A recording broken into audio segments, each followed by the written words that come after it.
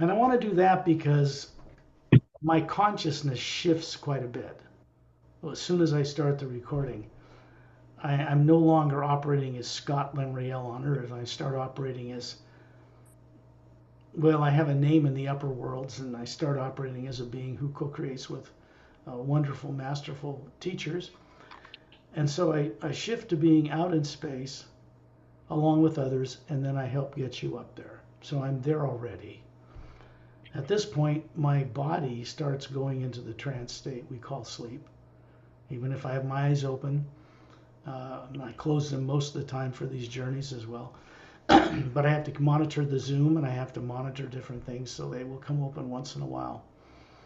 But it doesn't mean I've shifted from being out in space. I'm still there. I've learned how to move between points very instantaneously. Back to Earth, back to there, back to here, up to there. I'm trying to get you folks. Here's what I'm trying to do. I'm trying to get all of you to remember how to see places and planets and beings and dimensions that you once knew how to see, that over a long period of time, several billions of years and many lives, gradually the ability to do this was either given up or suppressed by yourself for some reason or another over a long period of time.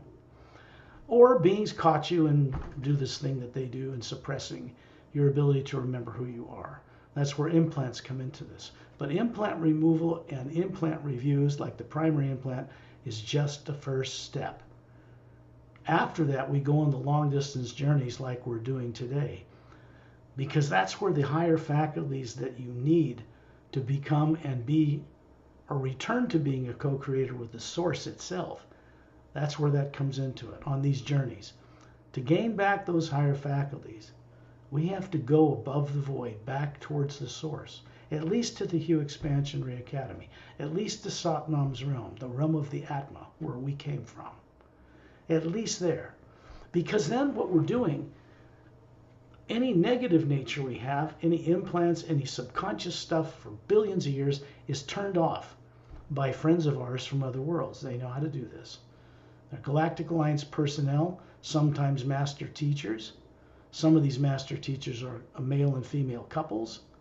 Some of them are single, but in this case, there's always a couple that will hang around or stand behind you and make sure that nothing negative goes with this. It just gets turned off with your body when it goes to sleep. And all we're doing, because of my voice and the way this works, is helping you to go out of the body like you do every night. Except this is fully conscious. This is out of body travel. It's not astral travel. Many people think of it that way because they don't know better. There is no such thing as astral travel. If you find yourself in the astral plane in a dream flying around, it means as an Atma, you have become awake, running that body in that plane, and the memory is brought back to your body on Earth. But it doesn't take place here. It's not productive to, in a sense, pull apart an astral transparent body from the physical and call it astral travel. Really what a person is doing is moving themselves as an Atma from a focus on the physical body to the astral dimension. Now this work could take on greater dynamics, but it would mean certain things would have to change or awaken on Earth and come to this planet, which is underway. But it would mean that I could guide people to various places in the astral, causal, mental, and etheric planes and get them more awake, because you're running bodies in all those planes right now, including the one you're running on Earth, as a single Atma, as a single being. This is really incredible when you start to wake up to this on Earth and you realize how dynamic you are, what an Atma really does, how multidimensional it is. Then you begin to understand that how you came from Source as Source pure energy, the pure omnipresent living power in all of creation. You're made of it. You exist in it. You float in it. We travel in it. We move in it. And we have our being. People get so locked into focusing inside Earth's atmosphere growing up because of the way institutions and religions and politics are. They don't think outside the box. They don't imagine beyond. Writers for feature films think outside the box. because they imagine when they write seeing things in other places, whether it's in the past or another planet or bad guys versus good guys and all that stuff. This stuff comes from parallel dimensions where this stuff actually happens somewhere. Not the Earth where we are, because we all know this Earth has not been invaded. It's been protected from that kind of thing. But these kinds of things have taken place in parallel dimensions in the physical universe, on other worlds and other world systems. There's 144 parallel dimensions in the physical universe. That's a lot. It's not infinite. There's a limit to them. And the same in the astral and causal. And this means that there are many worlds of different molecular time rates, one above the other, that are explored by more advanced extraterrestrial spacefaring races. They know how to move ships between them. They do not take ships into the astral plane. There's a barrier there. You have to actually go out of your body, go to the astral plane, and kind of run or merge with the astral body there to play in ships in the astral plane. It's very complex and very wide. The causal and mental, they have the same thing. Galaxies are brighter, bigger, bodies are lighter, less dense, and so forth and so on. Lives are longer. So you're actually living lives right now that are kind of immortalized already in the astral, causal, mental, and etheric planes, particularly the etheric plane. You could be there for millions of years in Earth terms and never wish to leave. It's paradisical. It just means that you're running a body so refined with the hue, it's more transparent, like pictures you've seen of etheric beings with chakras all lit up and they're transparent. People get these images from real places. They don't know it. Most authors who write books and produce feature films are actually like scribes. Star Wars came from 5 million years ago, far, far away in another galaxy. That's how Lucas wrote it. And I know from as an author, you get into a trance state where you're really out of your body looking at this stuff down the past time track. And then you write stories and become billionaires because it's great entertainment. The idea of the Force is really the idea of the omnipresent hue. They called it midichlorians in Star Wars, little microscopic creatures that communicate with us between the omnipresent Force and us. Those don't exist. There's no midichlorians, it's direct. It's the Atma, you, hovering above a body or around it, sending an energy beam to the pineal gland, the center of the brain, that runs the body and gives it a charge to get up and move and walk and heart beat, lungs breathe and all that. Otherwise, a human body just doesn't even activate. It just withers away and dies. It has to have us running it, or it doesn't work. This is true for animal and plant and sea life too, particularly sea life and animal and mammal life. They have Atmas running them as well. Now, the reason I bring this up is not to tell anybody that they have to be like a vegetarian or something. I am, but it's to let them know that we are supposed to respect and help other forms of life that we claim we love evolve. That was our original purpose in coming into the lower worlds. If you're a zebra, a giraffe, or a whale, we're supposed to be helping those Atmas. In other worlds that are normal, they're telepathic. Most of them have vocal cords, and nobody kills them. This is not the way we're meant to be. Changing a world like Earth into something that's real, that is normal, compared to like other worlds out there, is going to take, quite literally, a vast host of beings not from Earth to intervene here and gradually help people recover, because people on Earth don't remember who they are, what they are, how they got here, what they used to know. They think this is my only life, I'm going to heaven. No. There is no such thing as a heaven that exists for believers in faith who claim they're saved. I don't care what the religion is. And then they sit there their whole life and will not change at all. How they eat or anything else, they do not change because they believe they're already saved. Why would they change? They don't have to. Some religions, maybe Buddhism's a little more far along in this way. I think some of the monks are vegetarians, probably. I don't know that, or how they are in Thailand, but in some parts of the world. And they generally travel between here and the mental plane, which is traveling up a number of higher dimensions. That's pretty evolved. But they don't generally go above the void into the higher worlds because The format of that religion says there's nothing beyond the void. This is a problem. It was my privilege to guide a few Buddhist monks on these journeys beyond the void, because it helps them understand what's possible. And with their discipline, they can go much further, and that can help the whole world.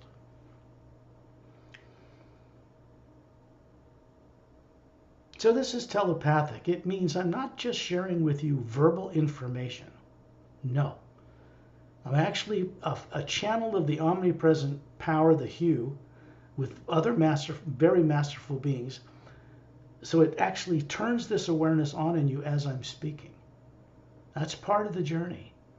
Preparing you to have the understanding awakened so that when you go where we go, you have a greater understanding and comprehension, the ability to simply know things.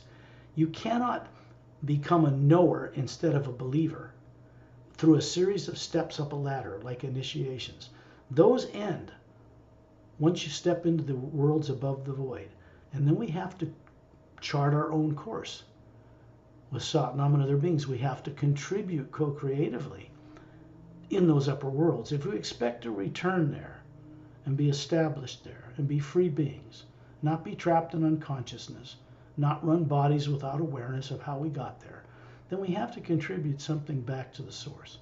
Each one of you, just like me or Pari, has a unique energy signature as a spherical Atma. Unique in all the universe. There's only one of you. And when it goes back to source, it just naturally contributes its unique experience over billions of lives back to that source. And it helps that source change the way the lower worlds are run. It has been relying on us to return. And the problem is, people in the lower worlds have not been returning in hundreds of billions of years. So everything stays static. It stays the same. Sadistic lower worlds, good and bad, torture this, torture that, kill this, war that. It might be entertaining to some beings, but the only beings I know of that find that entertaining are tyrants, or very negative extraterrestrial races, or beings in other planes below the void that are negative, and there are many. Wars and police forces exist in the astral, causal, even in the mental plane. You get to the etheric, very little negativity mixed with matter, or what you would call molecular energy there. So, but it's like a place you're supposed to develop to and then have the inspiration to go across the void back home. And it takes some work to get people in the etheric plane of body form that's run by an Atma that's got bodies in all the planes, to get them to want to see what's beyond the void, to know themselves completely. A masterful being knows that they're running all the bodies in all the planes if they have them. And they're not unconscious while they're running them. They're masterful simply because they aren't trapped in the illusion they're a body. They enjoy them, they run them, but they don't think they are one. This is the difference. We've never been a physical body ever in several hundred billion years on any planet anywhere, no matter how evolved it is, transparent, levitation, you name it. We have never been one of the genetic bodies that were developed so that Atmas like you could run them and gain experience in different planes, different dimensions, different parallel dimensions. This is something we're supposed to be consciously aware of because we are capable of it. That's important. I gotta make sure that's off because we don't want any interruptions. There we go. The whole thing about what this work represents out in the multidimensional creation is conscious awareness. And that comes about only through direct experience. Faith and belief are supposed to lead to a point where we can all leap into the hue and trust and go further. Because when you're floating around in an omnipresent golden white light, you have no floor under your feet. Nothing you can stand on. It's not the whole thing of false security, of walking in a body on the ground in gravity, is not there. So we have to recover our ability to trust ourselves as spherical energy beings, that are not DNA or matter or molecules or atoms, and to be able to move around in the omnipresent power. Spaceships from high advanced worlds move through that omnipresent space out there that appears black to us when we look at Hubble Space Telescope images or any of that, because human eyes on Earth, two-stranded DNA eyes, normally cannot see into a high enough frequency so it appears black to people, even in photographs. When we get out of the body and we go where we're going, it appears like that is all the white golden light everywhere. And it's just vast. Little galaxies far apart from each other create electromagnetic fields turning on their axis. And the field around them, what we call the toroidal or zero-point energy field, or the aura, is what allows them to float where they are in place in this omnipresent power that's below them, around them, up above them, extending out further than you can perceive. And it's the same way in the astral and causal mental planes. We know this is a multi-dimensional creation. This thing we call God, this supreme being stuff that's thrown around on Earth by people who don't know a thing about what they're talking about. They don't understand it. They just pray to it. They're told to pray to it, and then they're saved. But there is no heaven in the lower worlds that are permanent, no matter if it's any particular religious belief system. These semi-heavens exist where people go temporarily, but they're not allowed to stay there. And there's a reason for this.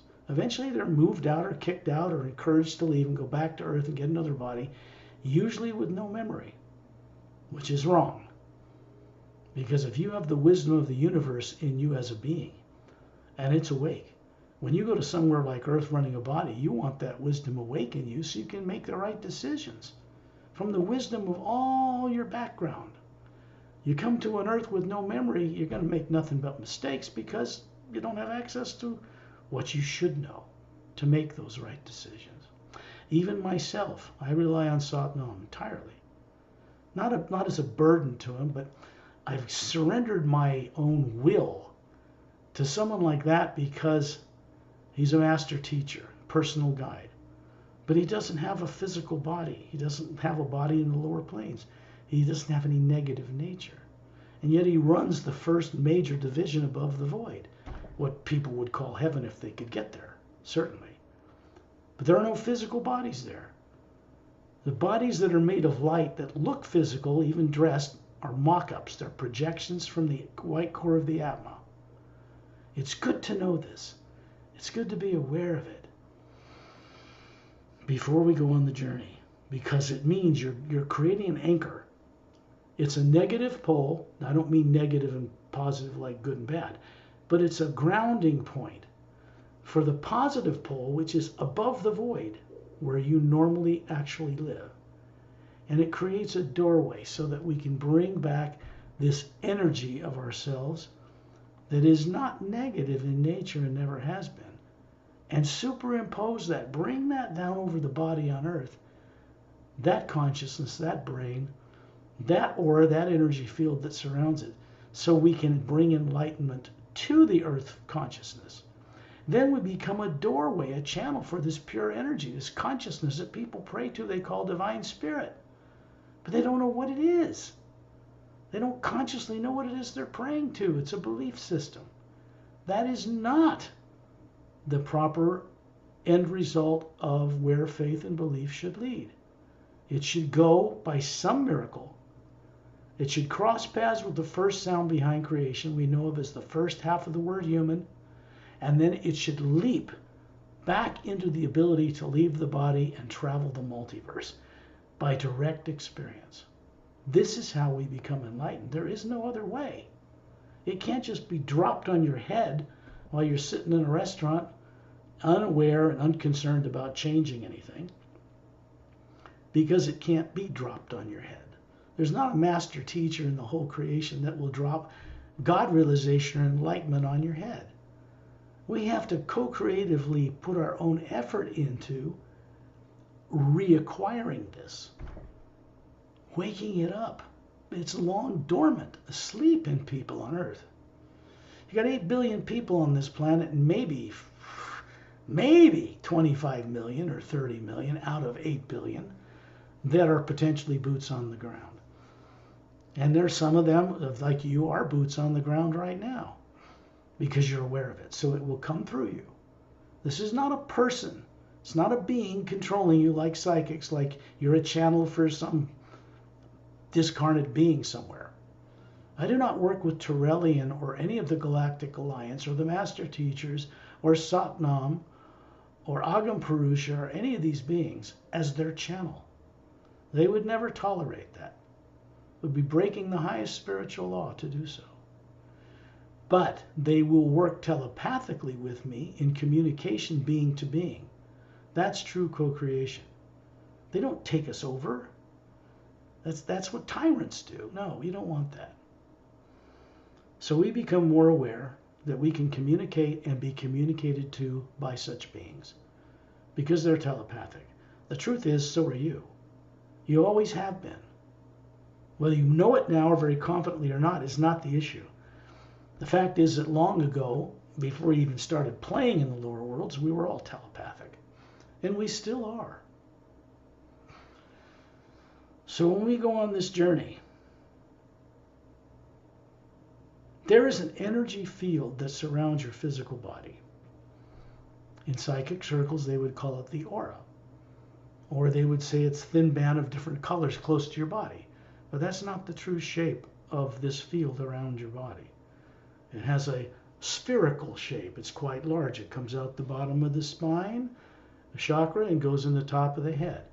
It looks exactly like the electromagnetic field that surrounds the planet Earth, which you can Google and see for yourself. If you do a little homework, you'll see exactly what it looks like. That's made of the hue, too, in a structure in a certain form. And because it moves out the South Pole and goes in the North Pole, a planet can float in space in this great hue. It can go around a sun. A sun can go around a bigger sun.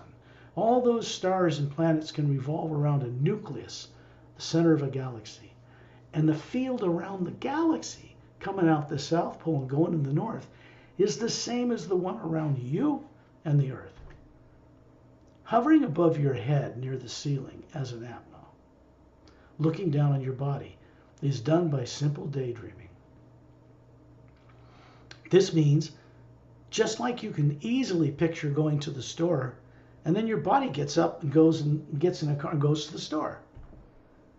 But it doesn't happen until you first visualize it. And visualization is not made up in the human brain like people think. That limits them to being grounded to the earth and never get out of it. The imagination, what we call imagination, is the ability of the Atma running a body to see into the multiverse, see what it's imagining. Not just down the street to the store, to a beach, or get on an airplane. Off planet, other worlds, other beings, other dimensions, higher realities. This is the capability an Atma has. Each one of you has always had this. It's not something you will learn in the infinite future. Oh, I got to immortalize my body. You've already done that long ago, many times. And for some reason, right, in galactic history, we ended up vulnerable to be caught, stuffed in a body, or compelled to run a body on Earth with little or no former memory intact. People grow up on this world thinking that's normal because they don't have any other thing to compare it to. It's not normal. It's not natural. It's as unnatural as hell itself to be stuck running a body with no memory.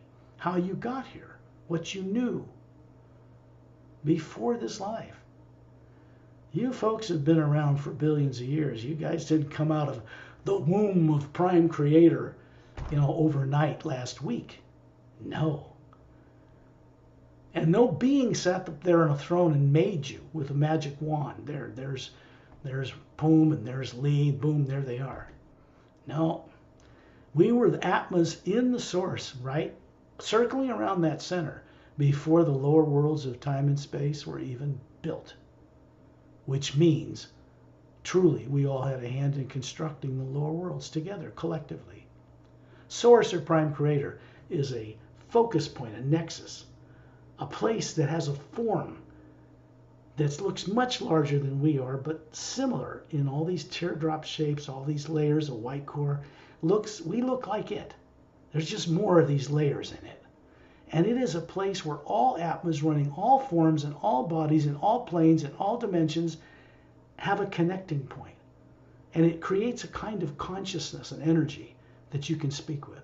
So people call it the Supreme Being, but it doesn't consider itself that way. And it never commanded us to worship it. Be like worshiping yourself. So, but what it does insist on, and what we all insist on from the beginning, is that we understand the source by direct experience and respect it. Because when we're respecting it, we are respecting every atma in all of creation, every way through time and space, through the upper worlds and the lower worlds, everywhere. And when we go and experience other worlds and other beings, we naturally respect them because we're coming from that understanding. It is required for us to be free beings and co-creators with the source, which is our destiny. We're meant to do that we respect all life. And to respect all life, we have to know it personally. That's what these journeys are for, to get you started into recovering your ability to see and work with beings, not on Earth, not from Earth, not trapped on Earth. Because such beings, having not grown up here, are the beings that can help us get free of stuff we don't even know is there, subconscious stuff. They can see it. Like a candle in a dark room, they can see it. They don't react to it. They don't have subconscious minds. That is why they do the work of removing secondary implants. And in my guided work with them, I am able to guide people to see what's in a primary implant. We don't remove it. That's part of the subconscious mind. It goes back billions of years. That would kill your body on Earth if that was done, truly. No. To gain mastery, we need to see what's in it. What got us killed and put here? Yet people are terrified to remember that. Because it's all negative. It's fear. It's torture and death stuff. So it takes a while to get people up to a point where they can look into it. And you know, when I take people now, not just me, by these other masterful beings that I work with, into primary implant review journeys, they're actually, by the time they're prepared and seeing enough, they actually tell themselves, they can see how they were killed. And they have to describe it. And this makes the person their memory. And that negative thing that says, we'll kill you, we'll eat you, if you ever remember this again, tyrants do that, misusing science, of course. It becomes a memory. And once it's a memory, it's not subconscious. It cannot misdirect you unless you indulge in looking in the negative and deliberately turn it on. But once it's conscious, it becomes a memory. And then you can gain mastery over such things. Mastery over the lower worlds of time and space, over any negative nature. And the reason for this is because right now, none of us has a negative nature in the Atma anywhere, and we never have. Negative nature is implanted in mental image pictures and things in the electromagnetic field that surrounds us, through which we see the universe distorted, subconsciously manipulated in fear. That's what keeps people from leaving their bodies. And what's so funny, ironic about it is people leave their bodies every night anyway. They just don't know they're doing it. They're not brought up on a planet where their parents and society encourage them and show them how to do this when they're babies. So you have to learn it as an adult. When you, for some reason, cross paths with the hue, the first sound behind creation, first half of the word human, you had the courage to find it. I just put it out there. But it was you that found the courage to step beyond these subconscious terrors and look into it anyway. So which means you had the courage to do it and the power to do it despite what was done to you. Because in reality, we have this mastery over the lower worlds of time and space. But you were manipulated, one experience or another, or 1,000 experiences, or 1,000,000, to doubt this and fear it. When you doubt something and fear it, the omnipresent power, which does not work with negative nature, will not do anything with you.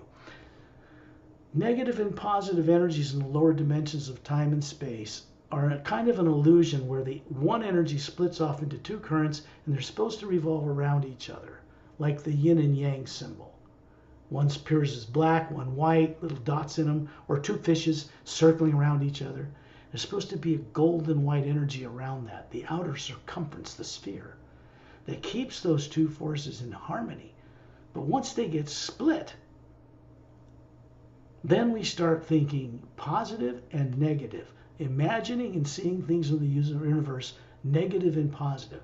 Splits the consciousness in half, grounds the energy to earth, and people can't get off the planet, not consciously.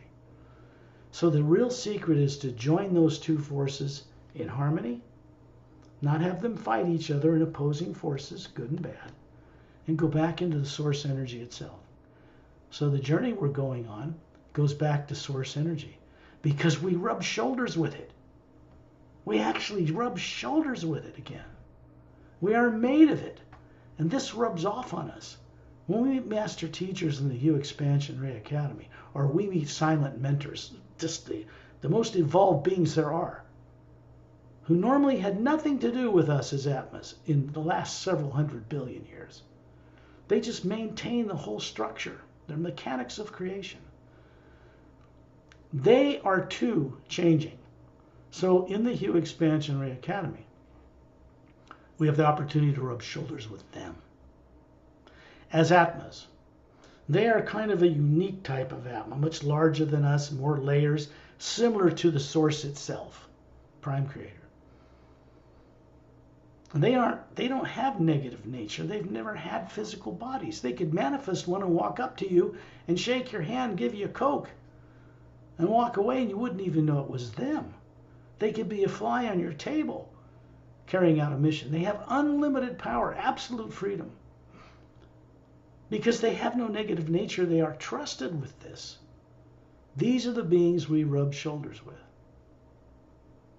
Bear that in mind, because you are going to bring some of that energy back with you to Earth at the end of this journey. That's the good deed. That's the fun part. So when you're near the ceiling looking down on your body, what are we doing? We're just daydreaming. Everybody knows how to do that. They just don't realize it's not coming from their brain. The brain, the gray matter in the brain, is a multi-billion circuited neuron center for controlling the complex processes of the body. But the being that runs it not as part of it, but through the pineal gland in the center of the human brain. It has rods and cones in it and a liquid. It's supposed to be clear, so it can see into different dimensions. You can bring back this information when you leave your body at night and store it in the electromagnetic field that surrounds your body, not in the brain. So when you look out and you start imagining what was my journey like to Satnam's realm, you see an image of it out there in the electromagnetic field. It's not an engram. It just shows you what it looks like so you can focus on it, and the omnipresent hue that surrounds us takes us there. It is the one power that moves all things. It is the one living force that manifests whatever we imagine. When we imagine, we're actually seeing something somewhere that exists. We're not making it up in our brain. Understand, the information, the stuff that's revealed in these 4 books, The Savior's Agenda, The Emerald Doorway, Guardians of the Ancient One, and Journey to the Center of the Universe, is not a journey to the center of the physical universe. So naturally, you want to make them into feature films, commercially successful. And there's a process to go along to get that done. This was in the beginning from this work from day one. That industry has great potential to bring a great volume of the hue into this planet's atmosphere, which is what we want. We only need 150 million people worldwide, or boots on the ground, so pretty much aware of this, out of 8 billion to change the face of an entire world. It's not a big percentage. We're not there yet, but we're heading in that direction. So when you're up near the ceiling, you're floating between 2 other beings. One's a male, one's a female. They're showing you a body form, looks to be about 36, got a Galactic Alliance uniform on it. It's got a little galaxy, a silver galaxy in the right chest area, I guess. A 4-sided, gold-sided pyramid with a quartz crown above the the big bulge in the center of the galaxy, and above that, in a triangular formation, 3 cobalt blue stars. So that's a galactic alliance symbol. And it's really a symbol for multidimensional reality, not just like Zetronomy 1, the headquarters world of the Galactic Alliance, which is located near the central core, not in it, near the core of the galaxy. There's also higher levels of Zetronomy 1 in parallel dimensions. It's just big, mind-bogglingly big. And more advanced races, including many of them human, know how to travel and craft between them. So the Galactic Interdimensional Alliance of Free Worlds, which has more than 450 million spacefaring races involved, many world systems, out of 450 million world systems, not one system, are located in a number of levels within the physical universe before you get to the astral plane. Now, this is the kind of thing that advanced races, ancient, billions of years old, that aren't on Earth today, know how to do. So you can imagine what they could do in sharing with us should they ever be asked to land all over the planet. You can imagine what would happen. The energy they are, that they consider normal, you would consider them like angels or masters. You'd want to prostrate yourself on the ground. This would be wrong. They just channel a much higher energy.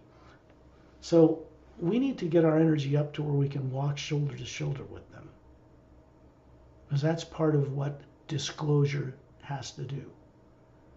If people are scared to death and they're biting their teeth and looking at all these ships land all over the planet, at least they have enough courage, shaking in their boots, to go up and greet someone from another world instead of run in terror, which they would do right now should ships land here.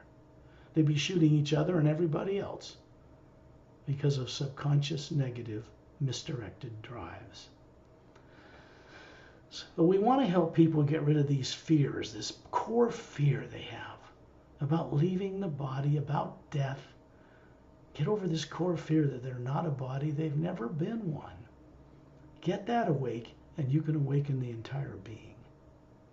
Get that process started, and we're well on our way to recovering what we were made to forget before we were born here with no memory. Because that is most certainly not normal. And every one of you knows this. Down deep, everybody does. It's not normal. Earth is one of the planets that has life, 100 years if you're lucky? It's a planet that has the least length of life of any that I've ever been on. Most humans have 4-stranded DNA.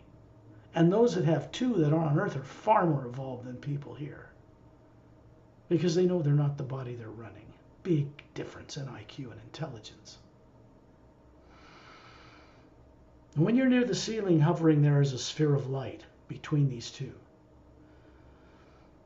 You're seeing a body form that you're projecting because your negative subconscious mind is turned off right now. You're seeing a body form that looks to be about 36, well-dressed, perfectly handsome if you're a man, perfectly beautiful if you're a female, flawless. And the being standing beside you is showing you the same thing, and the body forms they're showing you actually look that age. In their real bodies they have, asleep right now in a seat in a lounge on the Emerald Star cruiser stationed in the ice rings that circle the planet Saturn. Space is occupied, folks. Highest classified people know 80 races of extraterrestrials have visited here. Some of them, very few, actually interact with them.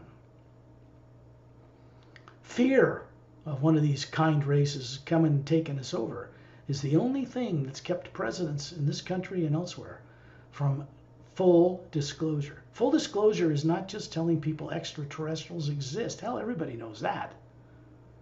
Just watch a space movie, Star Wars or anything else. Dune, Avatar. Where do you think these people came up with these ideas? They never learned it in school here. It's not in their brain.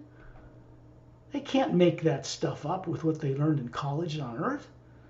I couldn't make this stuff up. I couldn't create it to save my life. It had to come from my journeys and adventures which I had the skill to write down, put in book form that will benefit people on earth. And I had a lot of help. There was not much support, and still isn't on this earth, for people being enlightened, truly. It's frowned upon, or people are afraid of it. All the gurus that have come out of India and everyone I've ever investigated generally, mostly do not know about the sound that will take them across the void. They know about om and oo, sounds you can make with the lips without moving your tongue. But there's a fourth one, and it's designed to only vibrate the cranium upwards so you can go all the way back to source, and that is Hu. They don't know it. They don't teach it. At least yet. A few teachers out there that pretty much are not exposed to the public very much, who teach this, do it privately generally with people. There's a few organizations that know about it and teach it, but they are not possessors or owners of it.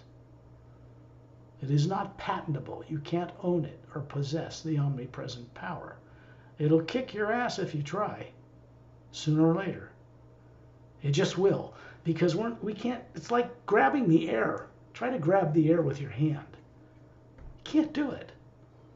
But some people think the power that has been granted to them or that they wield on this earth belongs to them. It does not.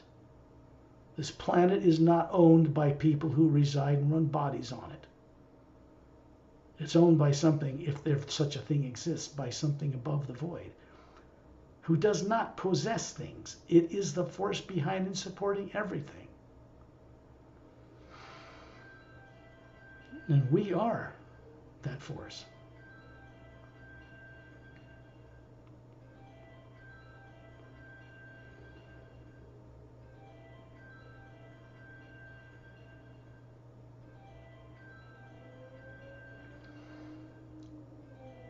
Isn't it funny how people are? People on earth are ancient. No human being, any race represented on this planet, whether they're Thai or Burmese or Japanese or Chinese or African American or Caucasian, some people call tall Nordics or tall whites, come from other worlds. They all originated in other planetary star systems out in our galaxy or other galaxies long ago. Human beings represented on Earth are not new. None of them evolved on Earth out of the primordial seas or from dinosaurs that turned to birds that became suddenly humans sprang out of the ground. No. That's not it.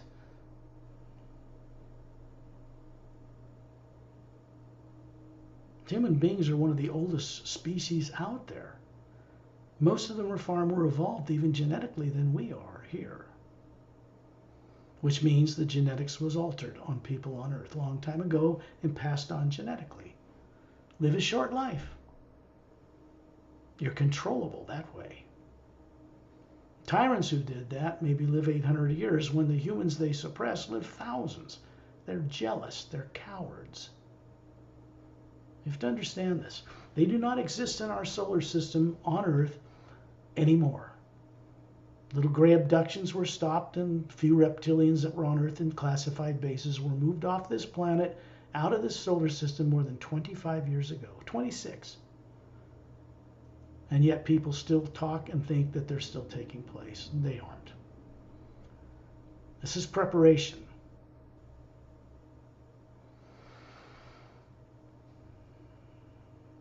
These beings hovering beside you point upward. You find yourself in space, in a circle of beings surrounding Torellian, who's standing in the middle of us as a central focal point. 18 feet tall, showing you a body form he had over 1 billion Earth years ago. The Say race, as a race of beings, were initial creators of life on world systems in both the astral and physical dimensions. Great spacefaring travelers that seeded genetic life forms and brought them up to a higher level till they were spacefaring cultures. so that Atmos could run them and have experience in the lower dimensions of time and space. And then they vanished. They disappeared into the background for a long time to see what we would do with it. I think we all know what that is. What we did with it wasn't what was expected or what we would have wished to happen. They've recently returned to the scene because something changed in them that came from the upper realities to motivate them to take more regard and care for the younger races they once helped form, body forms and Atmos running them, and help to get people to remember all that stuff they were made to forget. In space, if you look around us here, you can see the Earth with its polar ice caps and its oceans and land, the barren moon, you know, all the meteor craters on it, no atmosphere, does not turn at all on its axis as it orbits the planet, always showing everybody on Earth the same one side of the moon. That's not normal, it's not natural. Earth's gravity and other planetary gravity should have it turning somehow, but it doesn't move at all, which means something was done to it. And a history you don't remember. It wasn't just one moon around this Earth long ago.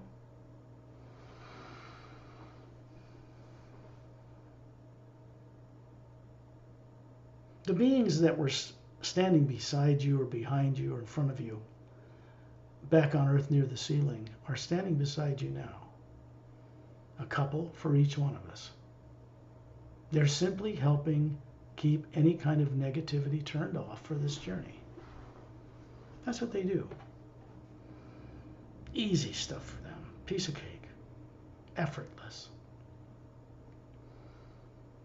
They don't remove some of that stuff because, okay, let's put it, there's something underway. So at some point, what we call a subconscious mind in people will be neutralized and replaced what is called with the U expansion ray. Carries a certain wisdom from the source that provides beings with the wisdom and knowledge, once they're recovered, to never be vulnerable or trapped again. One-way ticket. It's not two-way. It's one way. Et and Din are hovering above Ambassador Torellian with their tails glowing out behind them, standing on their strong legs with their individual big toe and little toes, just like a human. Their hands with a big thumb and little fingers, just like a human, just wiggling them at us, kind of cute and funny like. The long little snout, their big bulbous blue eyes, their pale green, greenish pale skin. It's not wet like a salamander. They're not a lizard. They stand upright on their hind legs. There's an Atma hovering above them.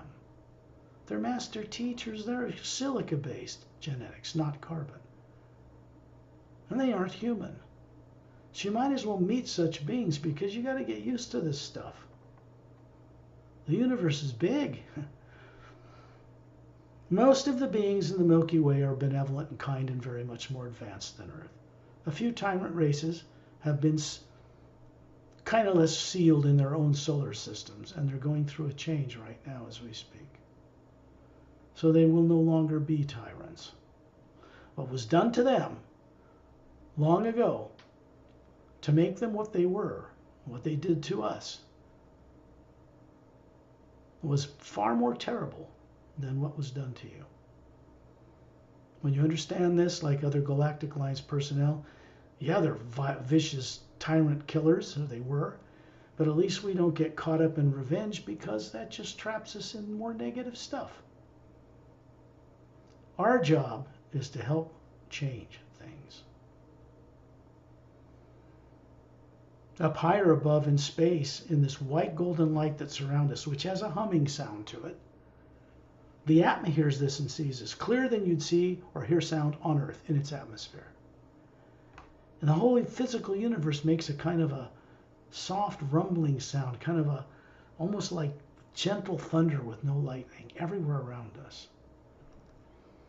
And it's coming through Satnam, who's standing up in space, high above Et and Din, just standing there, below an hourglass-shaped vortex made of a golden white light. It's a higher form of the hue, the same as the one in space, except it's from the higher worlds.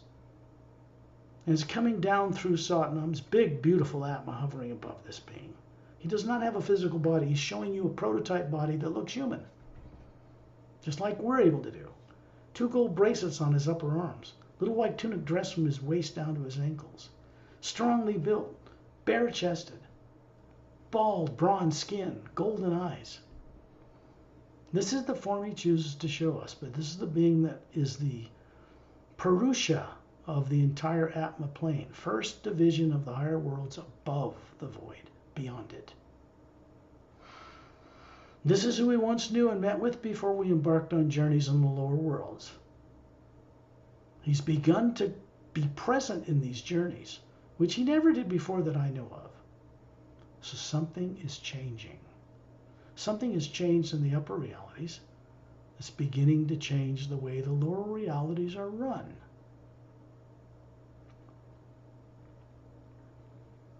Ramu is standing closer to Earth in an orbit around Trellian, Opelum's further out in space to my right, Pari's to my left.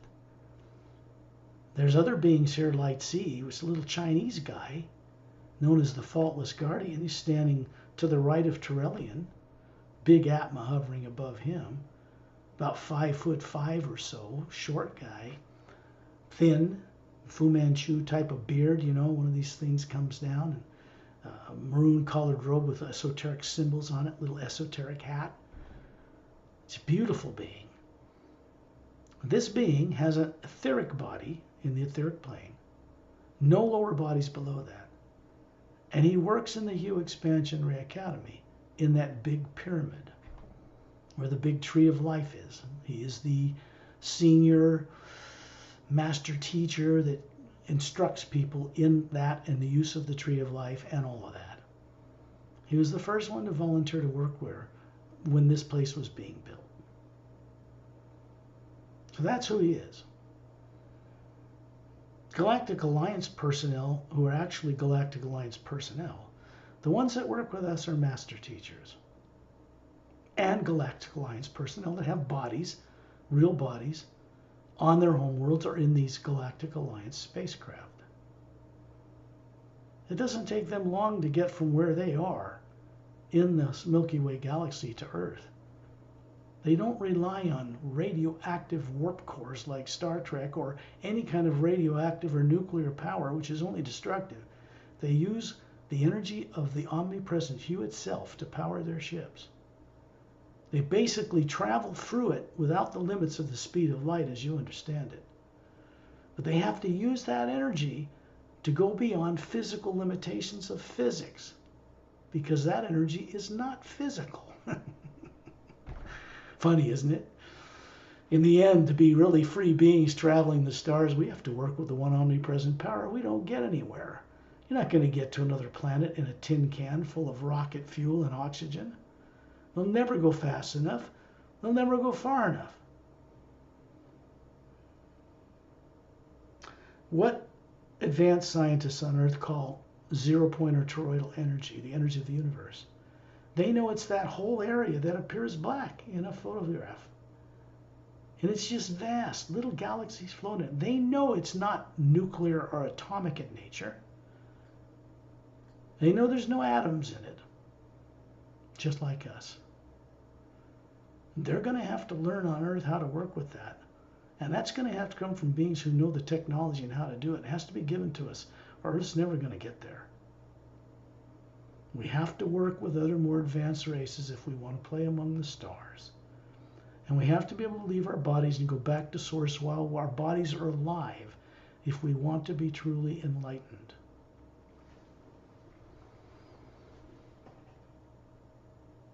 In these English journeys, I'm a little more free to share the depth and width and breadth of some of this stuff. Because when Pari does such a great job of translating into Thai, we have to pause. She does more. Pause is just normal. We still get the job done. But in this way, you're getting a lot more.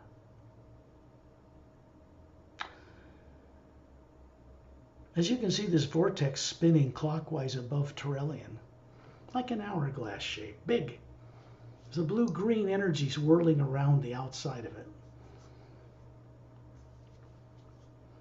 And this is simply a doorway that's been created by these beings so that we can go from where we are here in space, up through that vortex, bypass the lower worlds of time and space, where you each have bodies running, and go into at least the void. We're rubbing shoulders with the pure hue in that void, which is a barrier of energy between the lower worlds of time and space, where there's positive and negative stuff, and the upper realities that have no negative nature. It's called pure positive. We are made of energy that has no negative nature as beings that run bodies. We have never had a negative nature.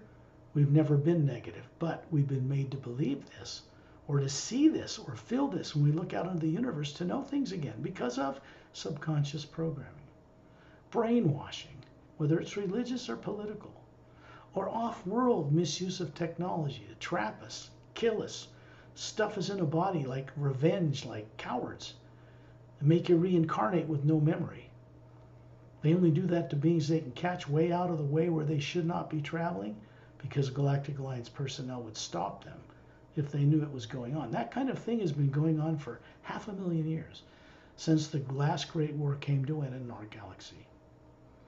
Out here in space in the hue, before we part on this journey, you know, in the hue itself, there's no, you can feel, there's no wars taking place out in our galaxy at all. All that's on Earth.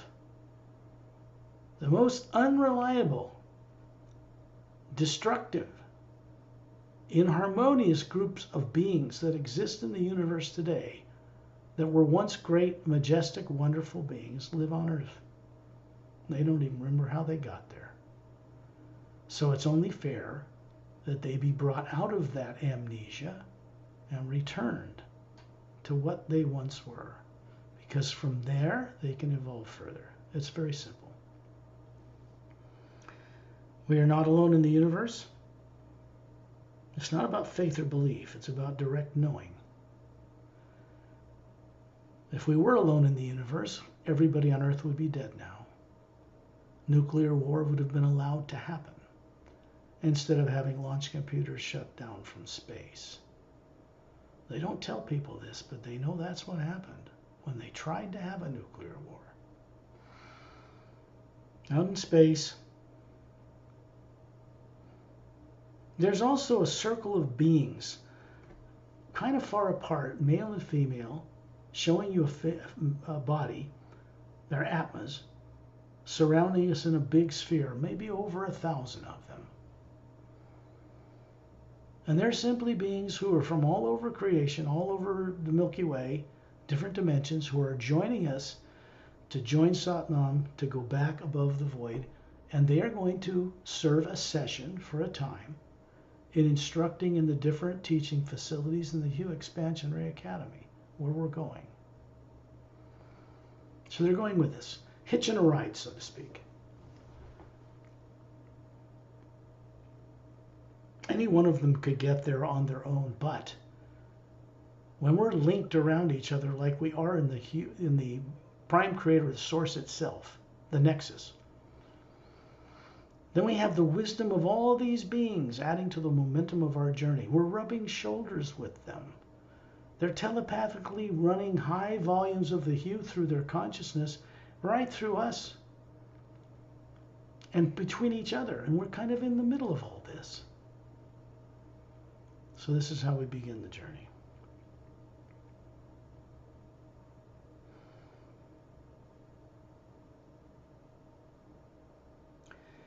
Touchstone has his two thumbs up with closed fists, and there's a brighter golden light around them, like a small sphere of light just radiating.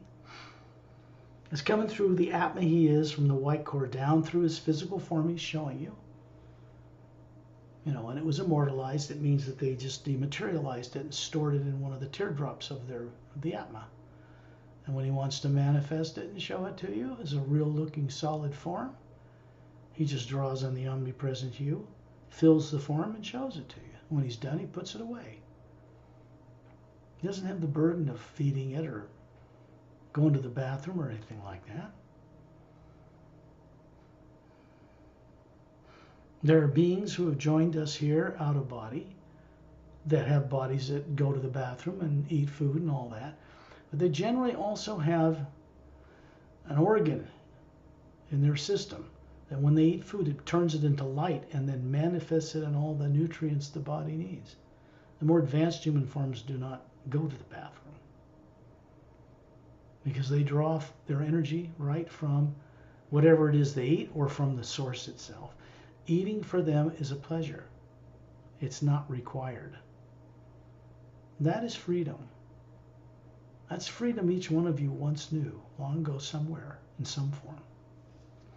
Which means you don't have to re-experience, you don't have to experience it for the first time to understand it. You need to recover that you once did it. He's creating through an energy coming down through this vortex, which is a brighter form of the hue, surrounding us in a kind of an oval, transparent golden light. It's a little brighter than the hue in space. And then we're moving upward, following Satnam as he recedes further up into that vortex and disappears up in the middle of it. And we suddenly find ourselves up in the middle of it, hearing the sound change inside this vortex from the sound of this soft thunder to a high note of a flute. It's playing a hauntingly beautiful melody and it's drawing us upward.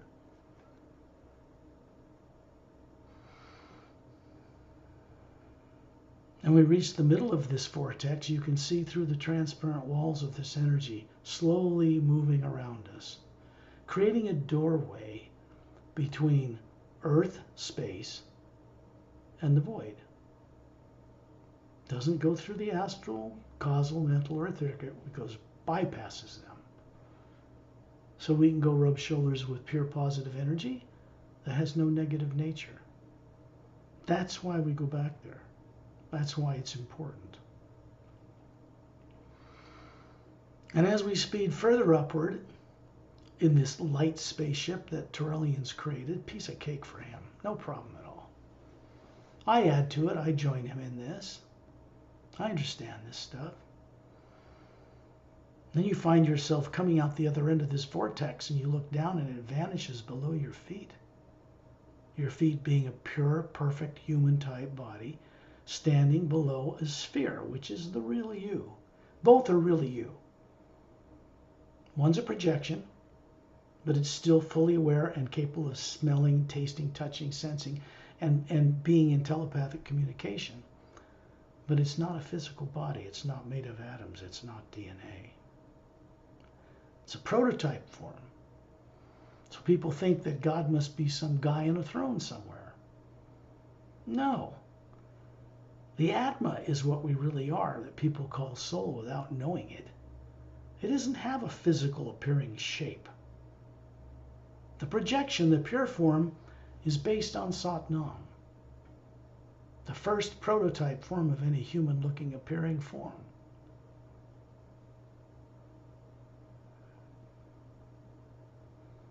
When you look around you now, you are in a pale blue, brilliant luminosity, but I call it pale blue to describe the texture of light. And it's everywhere around us in this sphere of beings, this oval light sphere like a spaceship. You can't see any solid form anywhere, no buildings, no palaces, no masters floating around, just this endless sea of light. It is a pure form of the hue.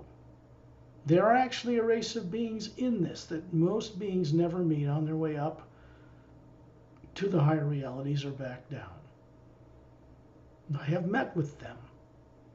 I had to pass a certain test to meet with them. It's a test where you look at something that looks like the creature from the Black Lagoon with gills and it doesn't even look anywhere near human. And you have to immediately love and appreciate its unique nature. You have to pass a test. So they're there. They maintain this. You could call them kind of like silent mentors of a type. They maintain this barrier between the lower worlds of time and space, where people are nuts, and the upper worlds where they have no negative nature. Here's the kicker.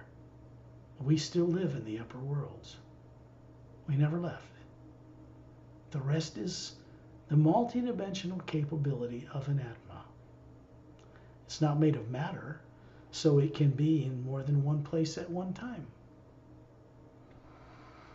Torellian, I know, can be in 7 places at the same moment and consciously know all 7 of those forms communicating with someone at the same moment.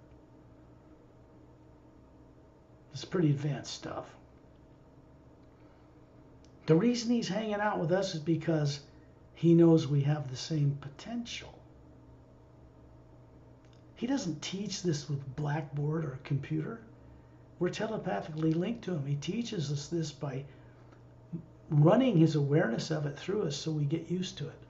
We begin to be able to acquire it, duplicate it, wake it up, that kind of thing.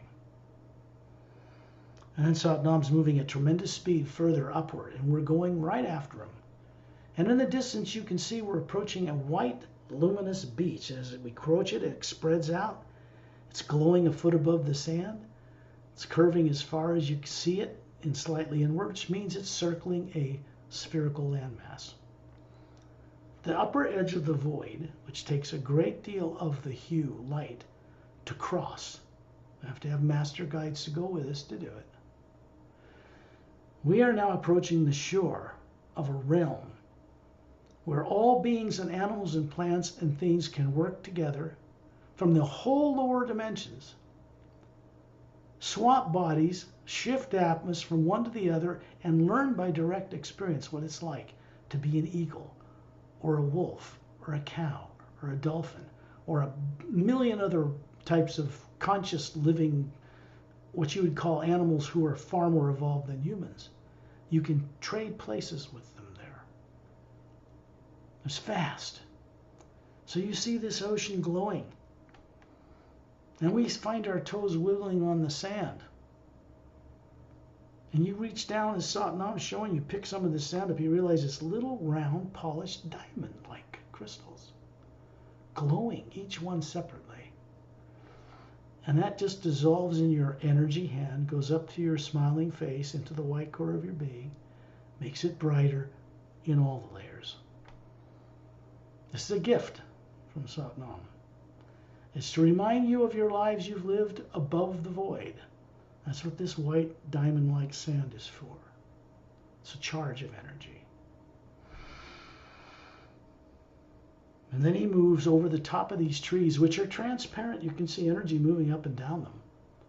Fruit trees and oak trees and those trees and this trees, beautifully arranged. And there's all these thousands of these birds that come out of the branches of these trees. Foot long with long V-shaped split tails. Rainbow-colored bodies, thousands of colors, smoothly blended. Big eyes, blue, kind of like a blue jay, but a foot long. Twin sets of bird wings above each other, like a dragonfly, but they hover like a hummingbird. And they're singing the hue. Male and female voices of the purest vocal cords you could ever imagine. They're intelligent, their atmas hovering above them, quite advanced. And they actually sing the energy together to maintain not only the void, but this atma realm as well. They're kind of kindred to silent mentors, right? And then they part and go back to the trees. They just gave us a greeting, because they would sound like millions of men and women's voices singing the hue on multiple levels. And then as it blends into a single whole humming tone, they go back to the trees. Their job is done. And we move over the top of the trees until we look in the distance and see a diagonal, snow-covered bluestone mountain range. Bottom right up to the left side of our view. There's a fountain below our feet. It's a botanical garden, 15 feet across. Scalloped edges, white stone, like moonstone or ivory.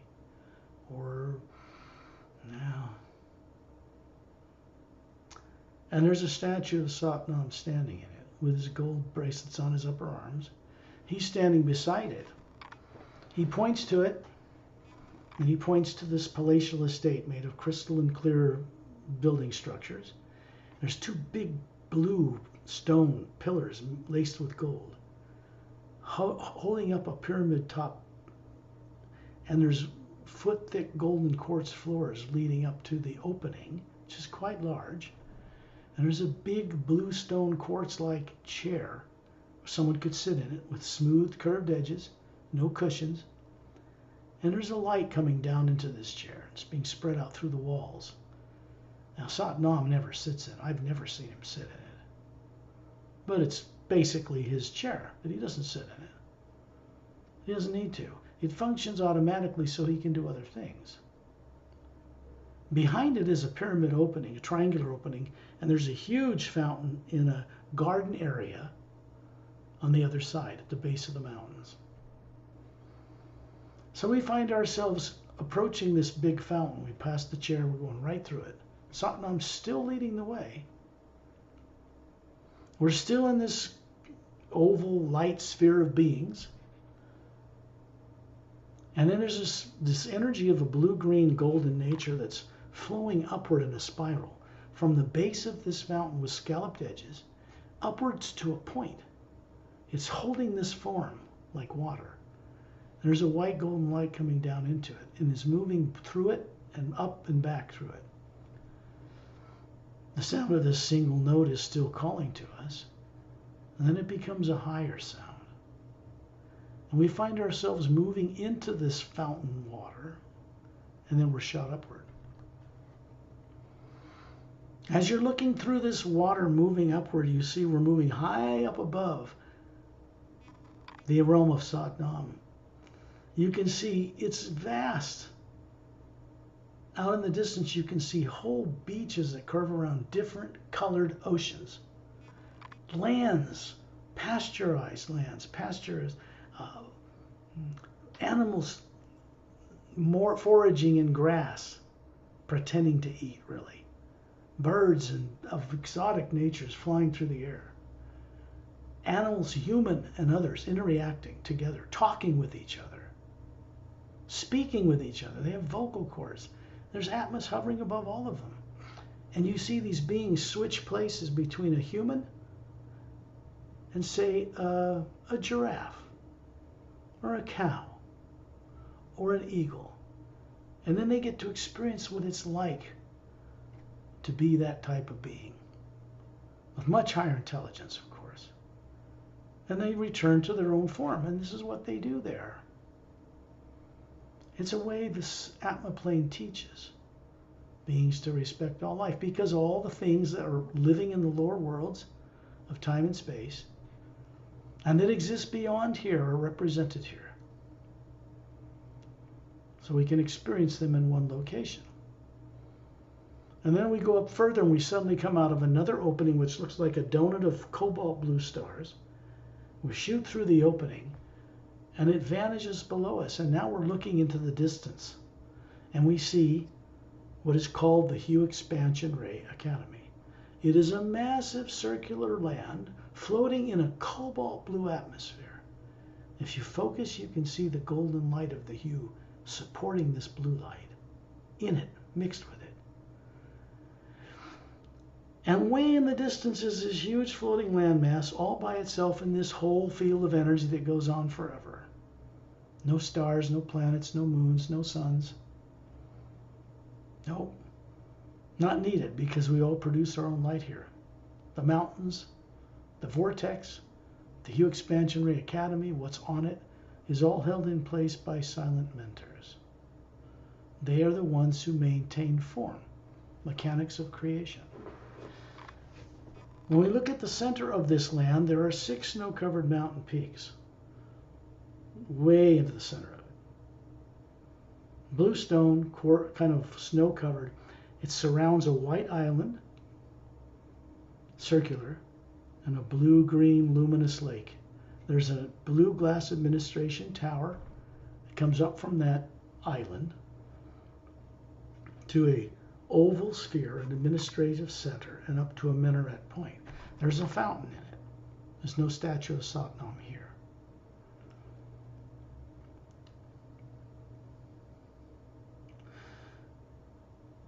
There's an energy coming down into this tower from the point that you can see goes up into this blue atmosphere, and it comes into this reality through an opening, kind of like a little whirling opening. So we're going to go into the top of that energy as a group. And then we're shot upward. Sterling's still got his thumbs up. He's still maintaining this focus for us. And we find ourselves, the next stop, moving up through one level after another. Many. Higher and higher energy. Less and less physical form of any recognizable shape. Beings floating around. Majestic. Huge spherical atmosphere here and there. And then we end up coming out into a fiery world. A world of orange and green and yellow and blue and green fire moving and swirling, coming out of the ground and disappearing. It's just everywhere. There's a big silver tree in the distance. A giant fir-like tree. It has big roots coming down from it and going disappearing into this fiery light like it's ground, but it's not. The top of this tree cannot be seen. It goes into the mists above. And a huge being approaches us.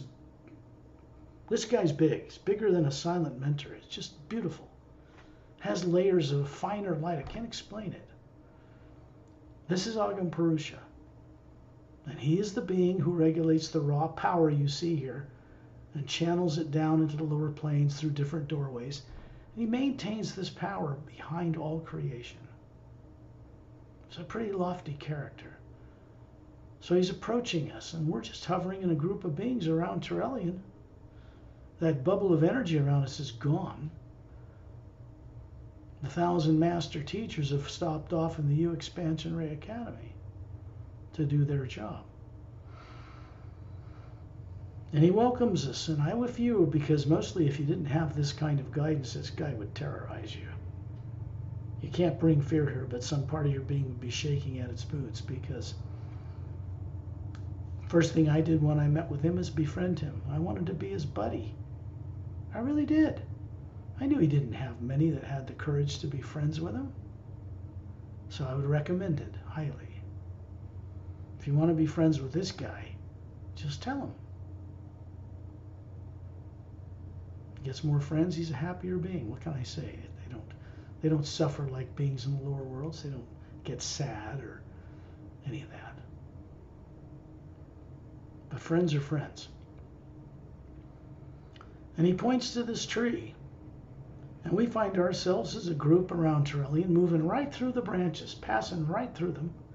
Every single needle on every branch has a world in it, or a location somewhere in the lower worlds.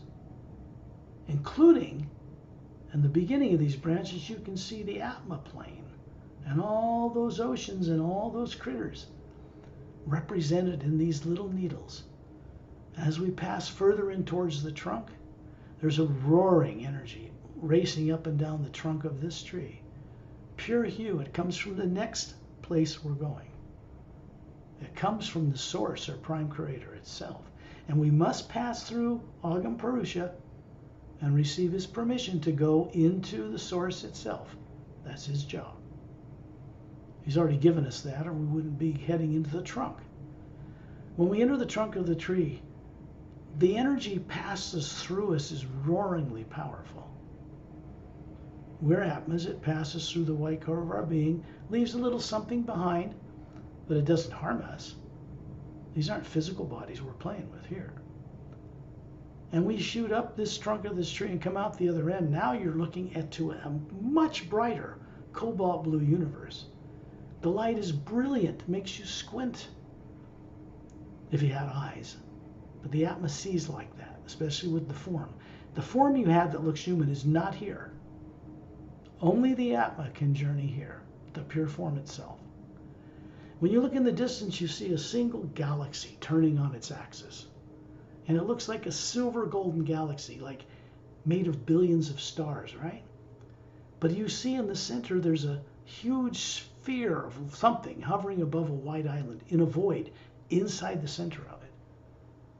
And we're moving right between some of these beings, these arms of this galactic nature.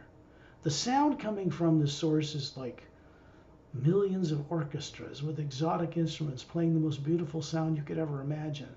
Cannot be described in human terms. And we're moving through whole beings. The space between them is so vast we just move right through them until we come into this void, and then we suddenly find ourselves hovering together in front of what looks like an Atma like you, but much, much larger. A white core, many layers of teardrop, multiple colors beyond anything you see on Earth. And this is a place where all beings that exist in all of creation, through all the planes, running animal bodies, plants, planets, everything, it meets in a telepathic center. And it has a presence that you can speak with, like a deep male voice with a feminine quality. It's hard to describe. But it is not a single being. You don't worship it. You experience it. You respect it and each other. That's the only way we get here. And then you hear it welcome you. It has a little joke. It says, about time. Because to it, there is no time. And we've been playing around the lower worlds unconscious for billions of years. So a return to this center is important because we begin to become conscious co-creators, trustworthy with this source energy. And we're going to bring that knowledge, that understanding back with us to Earth. And we find ourselves suddenly out on the western roadway of the Hue Expansion Ray Academy, many planes below here. We cannot stay in the source energy long. It's too far removed from running physical bodies, and they would perish if we stayed too long there. It's not necessary, because what you need to understand is that an aspect of you is still there, circling around that center. Never left. And we find ourselves moving past the beach and the western roadway. You can see the 6 snow-covered mountains way in the distance, and the tower, the Hue Expansion Ray Administration Tower. And we're going out into the ocean until that whole Hue Expansion Ray Academy dwindles to a point and disappears. We're going way out into this pure energy. This was created between the 6th realm and the top of Satnam's realm. It's a teaching facility, as you know. The teaching facilities like the one Light C inhabits is down the western roadway, the first turn to the right, and there's a big silver tree inside it. It's connected to the big tree of life up in Agam Purusha's realm. It's a doorway between the two. So it's a teaching facility about respecting all life, right? And Master Light C is quite adept at getting this across to people. So we're out in this ocean of light. And Terrellian, we're circling around, I was just opening, he was moving our hands, and we open up like a spinning drain of blue, luminous water. It's not water, because that ocean that surrounds the shore of the Hue Expansion Ray Academy is not water. And neither are we, physical matter. And then we find ourselves dropping down peacefully right down this whirling vortex until we come out above the planet Zetranami 1, located near the galactic center of the Milky Way galaxy. A big world, 4 times bigger than Earth. Beautiful light coming from the atmosphere and from the golden colored ocean and sands that surround several continents because it has no polar ice caps. There are 3 worlds the size of Earth circling and orbiting it, with domed cities on them, pyramid shapes and crystalline structures, landscapes and garden waterfalls. You can't believe they're way beyond Earth. And then out in the distance you can see we're approaching the planet, but we see that it's these planets, the big one and the 3 moons, are circling or orbiting a trinary sun system. 3 suns. Big blue one, big young hot white giant, big yellow one, brighter and much larger than Earth's sun, and a smaller one circling outside of that. This is called a trinary sun system. The reason the planets have no polar ice caps is because of the effect of those suns. So the genetic forms that are on these worlds are far more evolved than on Earth. And we see ourselves hovering above a long, white, glittering dome, translucent, almost transparent. Thin pyramid shapes, waterfalls, rock waterfalls, and garden trails between. Out in the distance, you see the curve of a golden beach and a luminous golden ocean. The water's glowing because on normal worlds, H2O glows. It's charged with the hue. So the waterfalls will have a glow. There's beings walking around, and we're going to go right inside the top of this dome with Turelian and hover near the ceiling to look down on the meeting of the Galactic Alliance Council, the Galactic Interdimensional Alliance of Free Worlds. There are 5,000 men and women, all different kind of races. Some human, some bipedal, not human, snake-like skin, all kinds of things. Many humanoid and human types. Atmos hovering above all of them. They're standing up from their white leather-like chairs in 15 tiers of white marble flooring that circle a disc-shaped blue stage about a foot thick. Turelian's standing on it. And they can see us hovering up there. They know we're there. They represent 450 million world systems, these 5,000 people. They've changed since Turelian first made his appearance here before them. This is where I met him, here. And he is woven into the chronicles of the Sayre's Agenda book. There's a special technique section at the back of that book dealing with this and the hue.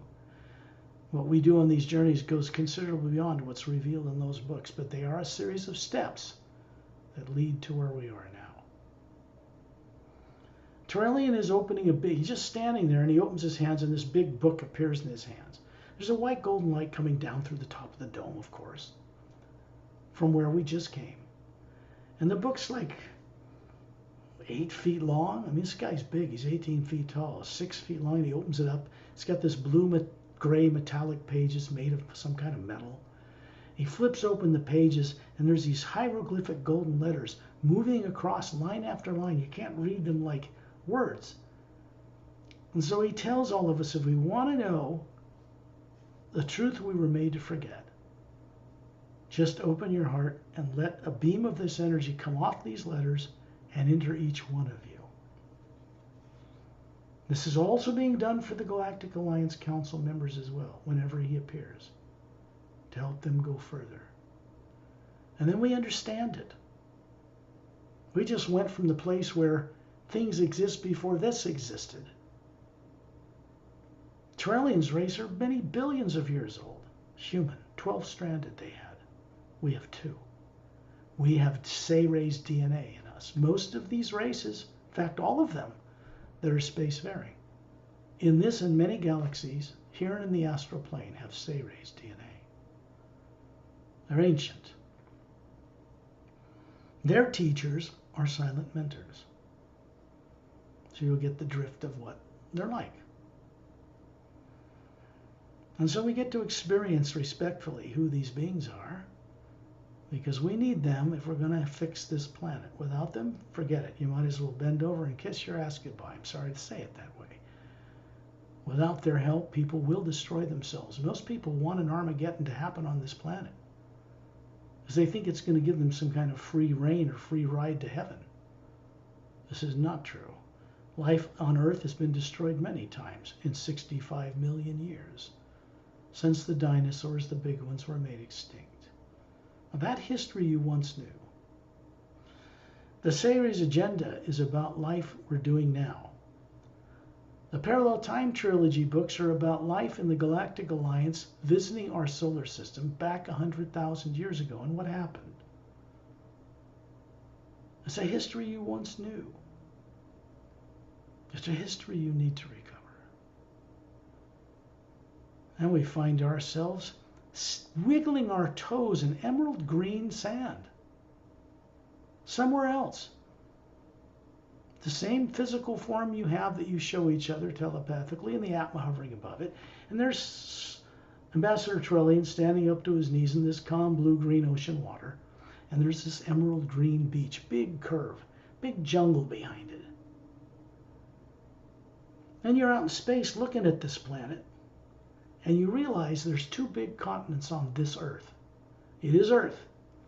It's in the third higher parallel dimension, still in the physical universe. Higher molecular time rate. And you can see that this planet Earth has a moon circling it that turns on its axis with atmosphere, little oceans, rivers, dome cities. It's alive, turning on the axis as it orbits the planet, like it should. In the distance, the sun and the billions of stars, the galaxy.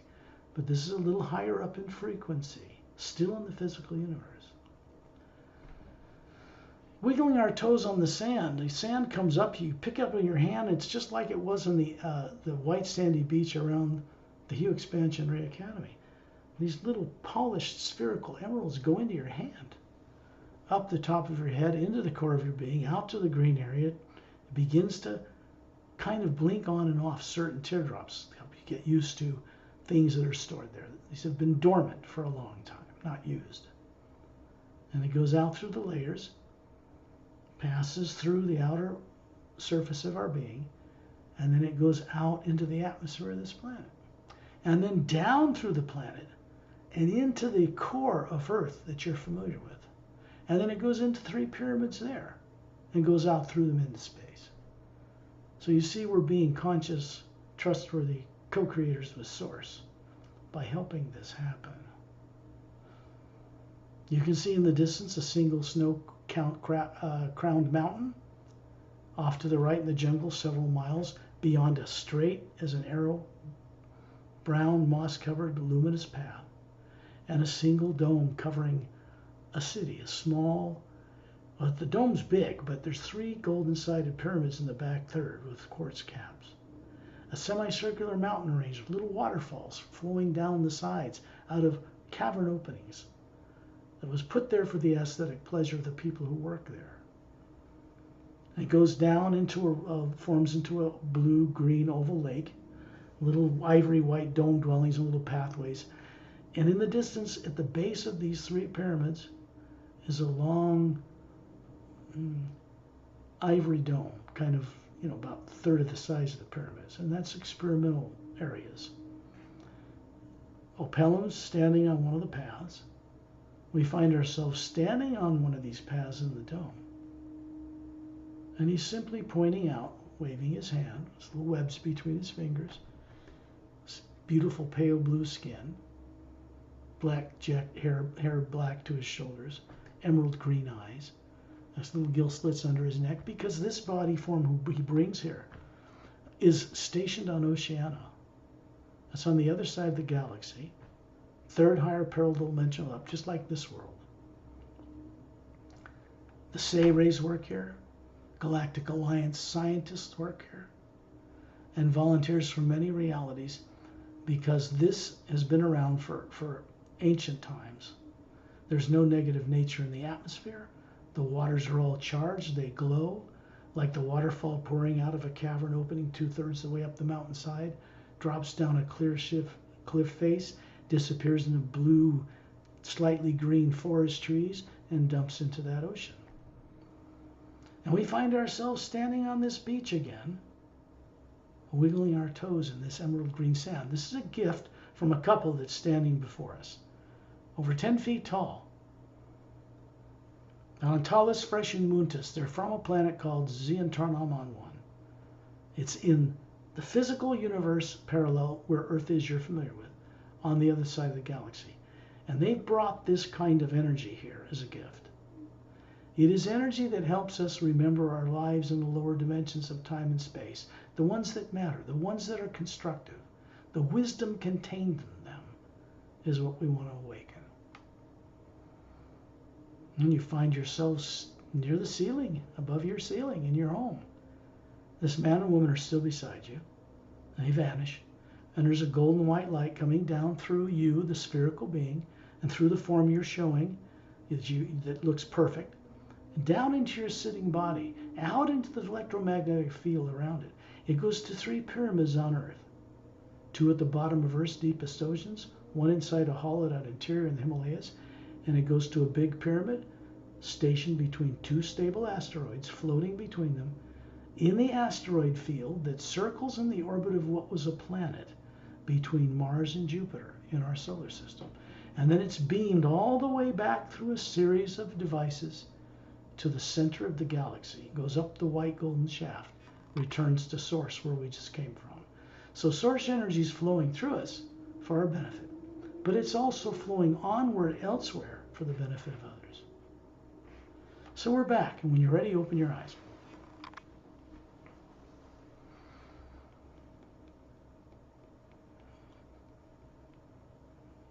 Now I could do this a half an hour, but you'd never gain the benefits you're getting from this one. It takes a little discipline, but you're all capable of it. We're going to endeavor to keep these to an hour. I just haven't been able to do it yet. There's just so much to share with you. The whole point of this is so that you begin to be able to visualize these trips you've been on. Go with a master, whatever one you've met on this journey, and go and explore these things, like some of these animals in the Satnam's realm. You can bring back the awareness of how to really love and respect life. It changes us. If you start loving the atmas that run animal bodies, your consciousness on Earth will change in good ways. I do not recommend that you try to do something like be a vegetarian, overnight or anything like that, because that kind of thing, if you're not, comes about naturally, a little at a time. You just change. You don't have to try to give anything up. I hope everybody understands that. These are gradual, productive, balanced changes. I could say that the hue knows what it's doing, but the source itself and the few dimensions that are above it, we didn't visit today, knows more about what to do with the lower worlds as we return to it to deliver our part in creating a change. It requires us to return because we're part of that God, that supreme being, if you will. Individuals forever within a huge ocean of this same energy. That's what we are.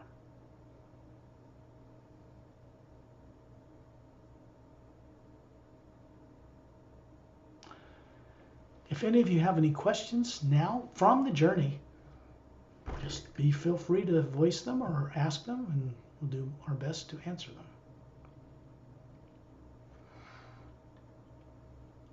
Okay, first I'm going to bring this recording to a close because it's going to be a little bit long.